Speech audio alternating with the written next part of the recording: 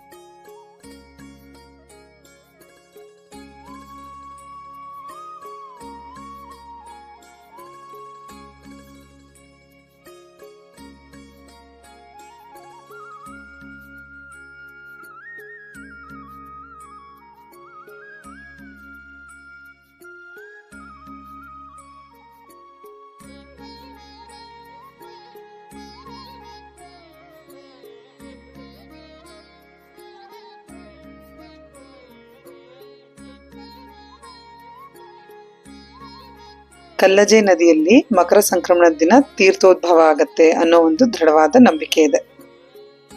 ಮತ್ತೆ ಇಲ್ಲಿ ಸುಮಾರು ಮೀನುಗಳಿದೆ. ಅದನ್ನ ದೇವರ ಮೀನುಗಳು ಅಂತ ಕರೀತಾರೆ. ದೇವಸ್ಥಾನದಲ್ಲಿ ಒಂದು ಹರಿವಾಣದಲ್ಲಿ ಅಕ್ಕಿ ಕೊಡ್ತಾರೆ. ಆ ಅಕ್ಕಿನ ನದಿಗೆ ಹಾಕಿ ಮೀನುಗಳ ದರ್ಶನ ಪಡಿತಾರೆ ಎಲ್ಲಾರು.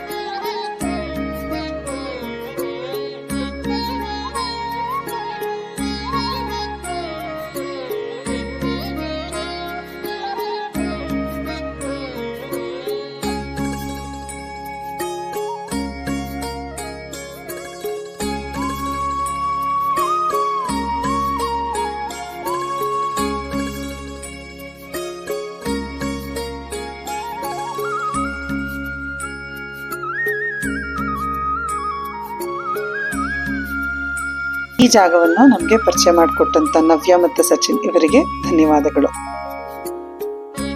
ನಿಮ್ಗೆ ಏನನ್ನಿಸ್ತು ಈ ವಿಡಿಯೋ ನೋಡಿ ಕಮೆಂಟ್ ಮಾಡಿ ತಿಳಿಸಿ. ಸಿಗೋಣ ಮತ್ತೊಂದು ಪುಟ್ಟ ಕಥೆಯೊಂದಿಗೆ ಅಥವಾ ಒಂದು ಹೊಸ ಜಾಗದೊಂದಿಗೆ. ಕತೆ ಬಂಡಿನ ಹೀಗೆ ಲೈಕ್, ಸಬ್ಸ್ಕ್ರೈಬ್, ಶೇರ್ ಮಾಡಿ ಪ್ರೋತ್ಸಾಹಿಸ್ತಾ ಇರಿ. ಧನ್ಯವಾದಗಳು.